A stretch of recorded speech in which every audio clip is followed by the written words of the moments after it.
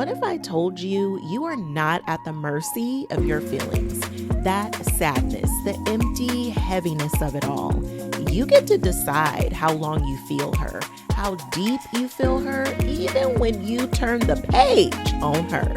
I know that sounds a little wild, but I learned it in one of the hardest seasons of my life. And it changed everything about how I move through hard feelings. So today, I'm sharing the moment that taught me and the practice that came out of it. So let's get into it. Hey friend, welcome back to the podcast. I'm so glad you're here. And if you're new, hey, welcome. I'm your coach, Letitia. Go ahead and hit the subscribe button so you don't miss out on what we have coming up. And if you are a regular friend, you know we about to go in. This episode is actually a companion to the YouTube video, Feeling Empty is Trying to Tell You Something. In that video, I walked you through 3 messages that empty feeling is probably sending you. And today we're going even deeper on an area that I touched on in that video. The part that says you actually get to decide your relationship with your feelings. You get to decide when you sit with her, how long you sit with her, how much of your day you give to her.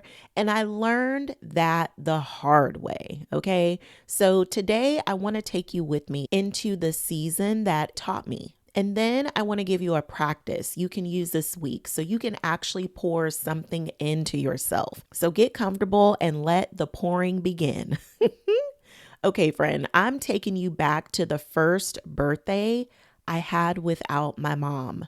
For those of you who don't know, my mom and I share the same birthday. Yes, the exact same day. I used to always tell her I'm the gift that keeps on giving, okay? This made every birthday feel like a double celebration, a built-in best friend on the day I came into the world. We were literally the same person in so many ways. And then she made her transition to heaven. How dare she? And you know what time did. It kept the calendar turning. And eventually the day came, our birthday, the first one I ever had without her. And I want you to understand what I was actually carrying that morning. I had been trying to prepare myself for this grief for weeks because I knew that the day was coming and I didn't know if I was going to be okay. I told myself that I would honor her. I would let myself feel whatever came up, and I would still do my best to try to celebrate. And the night before I went to bed, I felt pretty steady. I knew I had a plan, and one of my best friends, who's also shared the same birthday as us, we were doing a combined birthday dinner that night. Thank goodness she included me in on that because then it gave me something to look forward to. I knew that at the end of the day, I was going to be surrounded by people who loved me. But friend, when I woke up that morning, the grief was for show waiting on me. I don't even know if I can explain what it feels like to wake up on a day you used to share with someone you loved and realize that they're not in this dimension anymore. The whole texture of the day, it just felt off. It felt wrong to be in bed. Even the sunlight on my skin felt like it was out of pocket. The first cup of coffee didn't hit right, because my mom was not on the other end of the phone the way that she had always been every single year of my life. And I had a choice in front of me. The day was going to happen regardless. The dinner was going to happen. The combined celebration with my best friend, it was going to happen.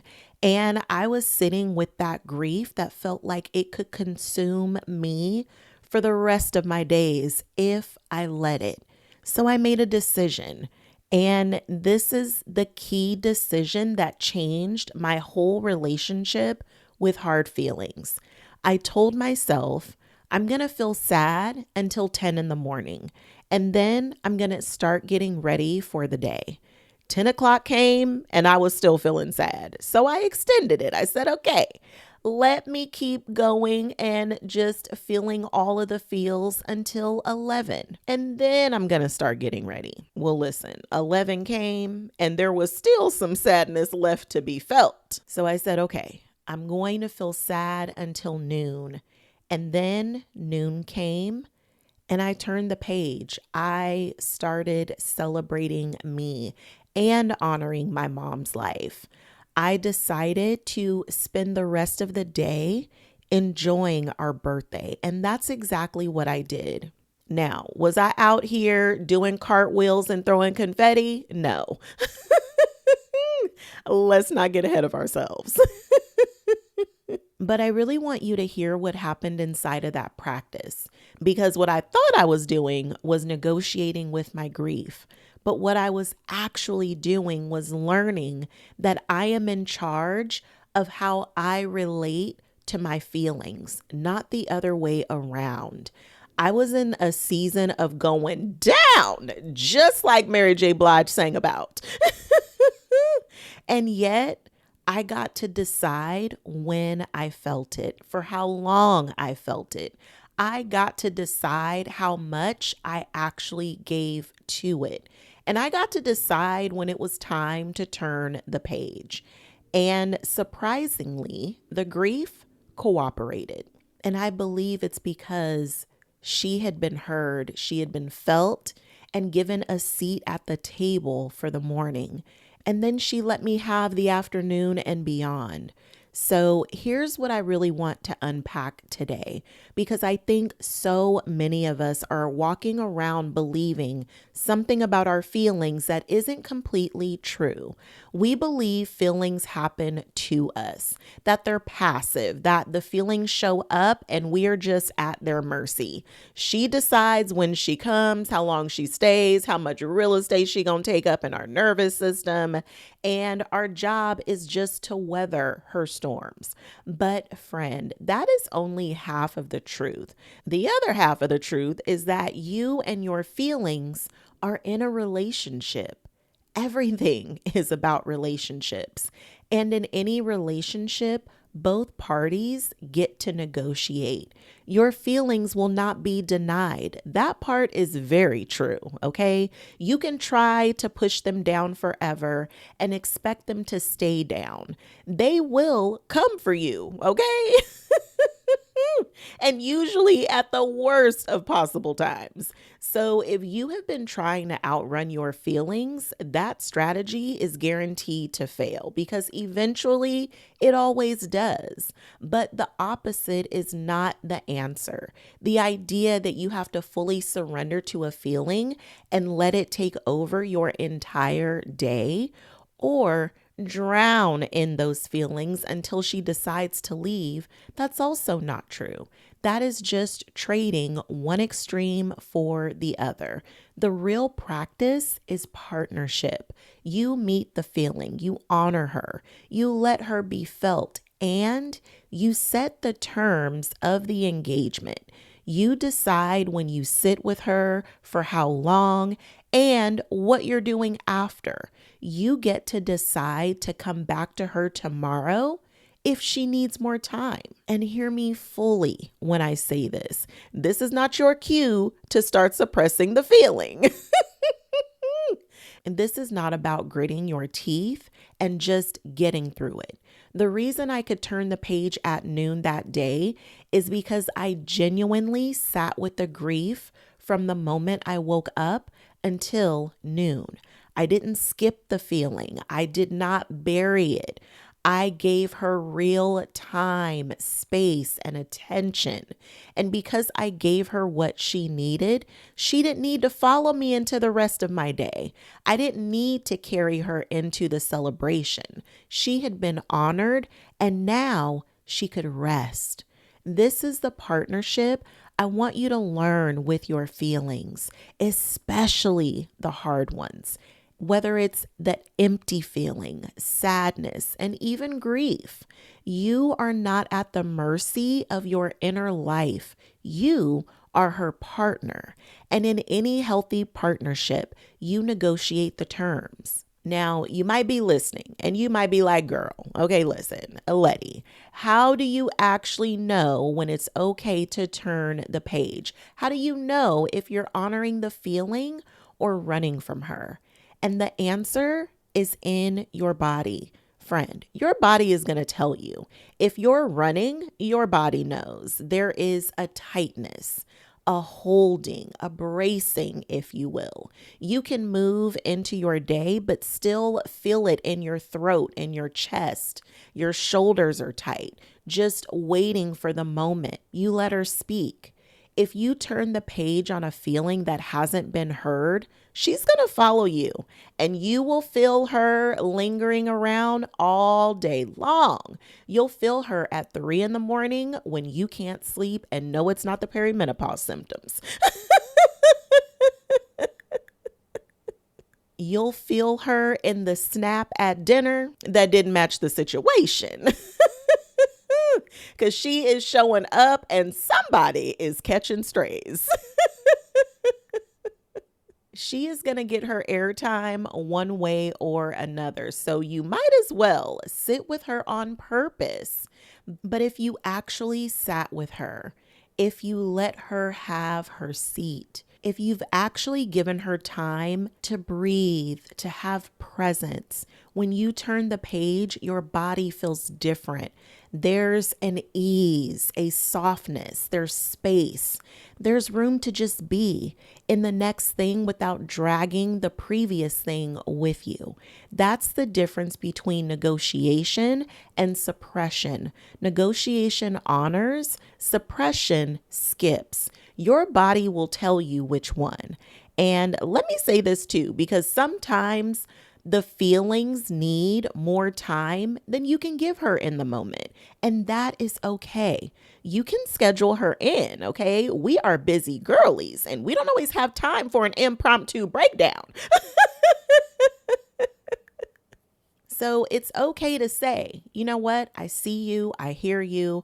I can't fully be with you right now, but I will come back to you tonight or tomorrow morning or Sunday afternoon on a walk. And then you actually keep the appointment, friend. Don't be trying to ghost her, okay? Because she will jump on your back faster than fast. Because feelings are just like any other relationship in your life. They need follow through. And you earn their trust by showing up when you said you would.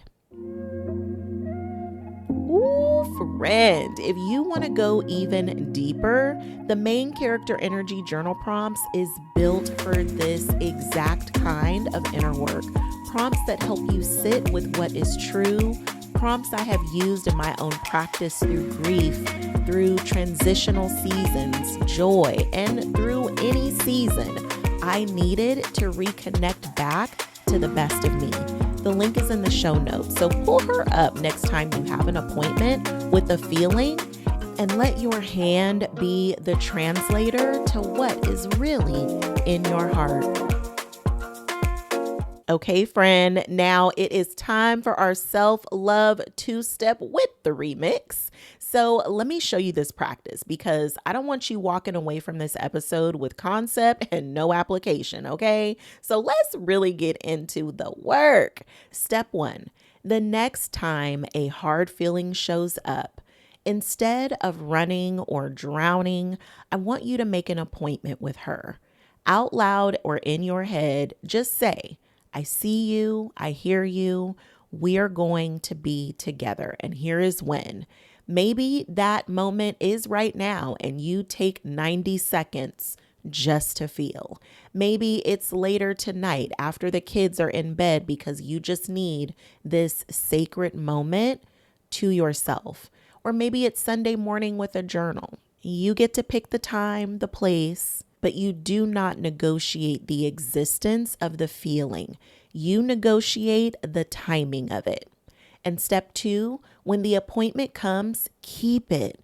Place your hand on your heart, breathe.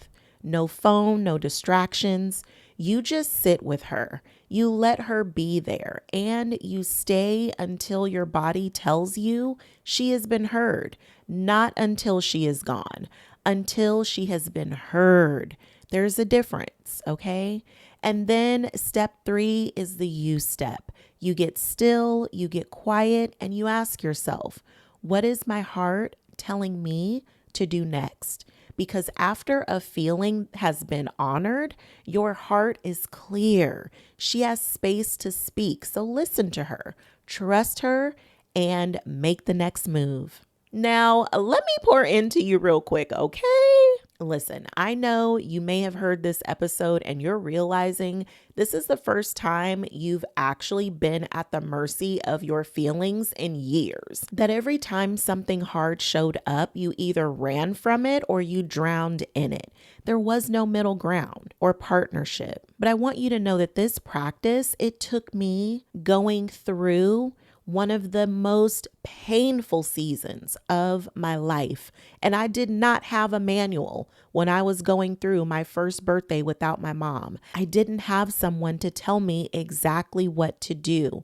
I just had this quiet knowing inside me that said, you can decide. There was a inner knowing that let me know it was okay to feel my feelings. You can be sad and still get to your dinner.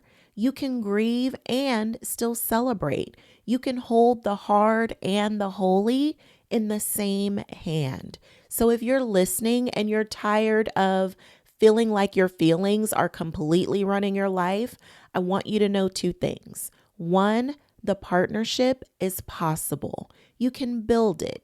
And 2, you don't have to be perfect at it. You're going to fumble. You're going to try to negotiate and maybe poorly on some days.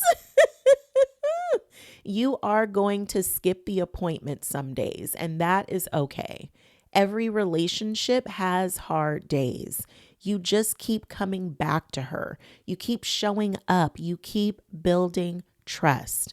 And one more thing, your feelings are not your enemy. They are not flaws in your wiring. They are your most loyal messengers. They're trying to keep you connected to the deepest part of you. They are calling your attention to something within you that needs your undivided attention. So when you build this partnership, you are not just managing your emotions. You're actually coming home to yourself. And there is no holier work than that, okay? No more do you have to be afraid of feeling your feelings. With this practice, now you'll have the ability to be able to connect to your feelings and not let them take control over you and your life. And I'll be linking the YouTube video for you also in the show notes as some additional support. This is emotional intelligence at its finest because we are regulated girlies, okay? Okay, you got me, I got you, and we got each other. Friend, yes, you did that today, friend. Thank you so much for your time and for being here. Thank you for letting me share my mom with you and the lessons that she left me with. Thank you for being willing to look at your own life with new eyes. This is how confidence and being empowered is built. Today, we took a step, and I'm super proud of you. So now it's your turn to go out here and be the confident and empowered woman you are. I love you so much, friend, and I'll see you in the next episode.